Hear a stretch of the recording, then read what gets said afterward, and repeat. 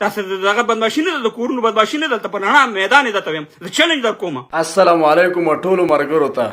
مرګرو دا باچا قاموال زمونږ په ملک پسې ډېر زیات غپیږي. د څو ورځو نه د ده نه موږ چپ شو یو، دته موږ چېرته څه نه دي ویلي، فیسبوک په لاره باندې راځي او بیا دا خلک لږې لږې ویډیوګانې کټ کوي او شیر کوي.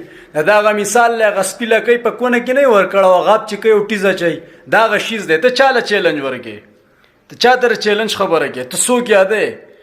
لکه د چا په حق کې لګیا یې؟ لږ خو راشئ که نه، هلته غریبانانو خلکو ته ستاسو د ویډیوګانو په وجه باندې مشکله رسي، کوم چې په پاکستان کې روزګار کوي، تاسو خو لږ راشئ که نه.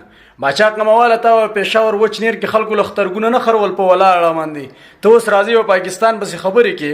سپیه د ده مثال هغه دی مرګرو، کوم سپي چې په کونه کې لکۍ ورکړي صحیح ده، او هغه پې چې د غپاسه ټیز اچوي، دا هغه سپی دی. سپیه زموږ په وطن پسې ګورئ چې نوره خوله کولاو نه کړي.